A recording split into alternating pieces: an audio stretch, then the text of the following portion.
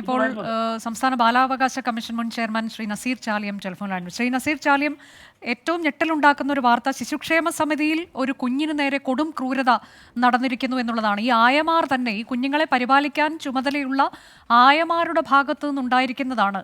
കിടക്കയിൽ മൂത്രമൊഴിച്ചു എന്നതിൻ്റെ പേരിൽ 2.5 വയസ്സുള്ള പെൺകുഞ്ഞിൻ്റെ ജനനേന്ദ്രിയത്തിൽ മുറിവേൽപ്പിക്കുന്നു എന്നുള്ളത്. അതായത് ശിശുക്ഷേമ സമിതിയിൽ ഉണ്ടായിരിക്കുന്ന ഒരു സംഭവമാണ്. ഇവിടെ ഈ കുഞ്ഞുങ്ങൾ സുരക്ഷിതരല്ല എന്ന് പറയുമ്പോൾ എന്താണ് മനസ്സിലാക്കേണ്ടത് ശ്രീ നസീർ ചാലിയം? ഒരു വാർത്തയാണ് ഇപ്പോൾ പുറത്തു വന്നുകൊണ്ടിരിക്കുന്നത്.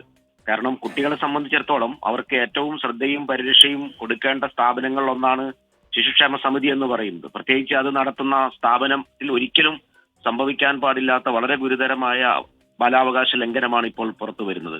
ഒരു വീട്ടിൽ രക്ഷിതാക്കളുടെ ഭാഗത്തു നിന്ന് കുട്ടികൾക്ക് എത്രമാത്രം കെയറും പ്രൊട്ടക്ഷനും കിട്ടുന്നുവോ അതുപോലെ കുട്ടികൾക്ക് ശ്രദ്ധയും പരിരക്ഷയും കൊടുക്കേണ്ടുന്ന ഒരു സ്ഥാപനമാണ് ഏത് തരത്തിലുള്ള ആര് നടത്തുന്ന സ്ഥാപനങ്ങളാണെങ്കിലും ചൈൽഡ് കെയർ സെന്ററുകൾ. അത്തരം ഒരു സ്ഥാപനത്തിൽ ആ സ്ഥാപനത്തിലെ ജീവനക്കാരെന്ന് പറയുമ്പോൾ അവർ കുട്ടികളുടെ സംരക്ഷണത്തിന് ചുമതലയുള്ള ഉത്തരവാദിത്തപ്പെട്ട ആളുകളാണ്. അവർ പ്രത്യേകമായി ട്രെയിൻ ചെയ്തിട്ടുള്ള വിഭാഗത്തിൽ വരുന്നവരാണ്. കുട്ടികളെ എങ്ങനെ പരിഹരിക്കണം, ആ കുട്ടികളോടുള്ളവരുടെ സമീപനം എങ്ങനെ ആയിരിക്കണം എന്നതിനെ സംബന്ധിച്ച് ബാലനീതി നിയമം വളരെ കൃത്യമായി പറയുന്നുണ്ട്.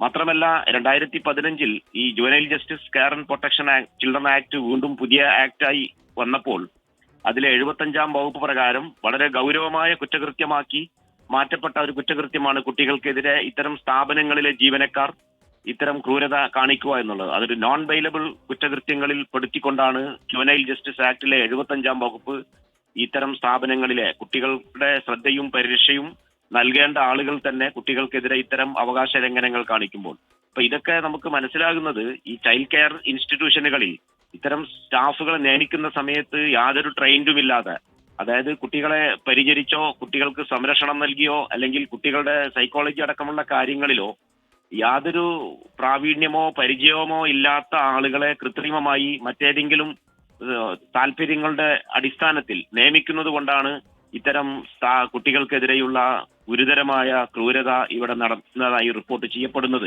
കാരണം ഇതിൽ ആ സ്ഥാപന അധികാരികൾക്കെതിരെ പ്രോസിക്യൂഷൻ നടപടികൾ കൊണ്ട് മാത്രം കാര്യമാകുന്നില്ല. ഒരു സ്ഥാപനത്തിൽ കുട്ടികൾക്ക് എത്രമാത്രം സുരക്ഷിതത്വം ഉറപ്പാക്കാൻ കഴിയുമോ. അല്ല, ഇതിപ്പോൾ ഇവിടെ ഈ ആയമാർക്കെതിരെയാണ് പോക്സോ കേസ് ചുമത്തിയിട്ടുള്ളത് ശ്രീ നസീർ ചാലിയം.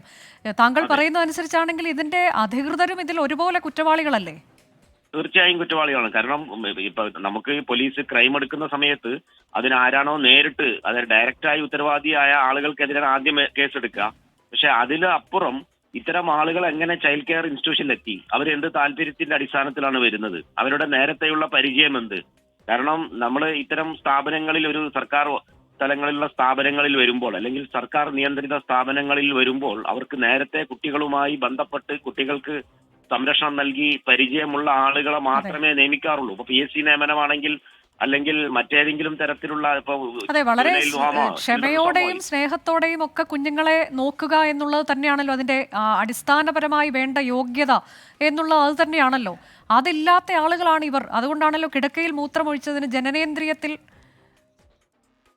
മുറിവേൽപ്പിക്കുന്നത്. വളരെ നന്ദി ശ്രീ നസീർ ചാലിയം പ്രതികരിച്ചു.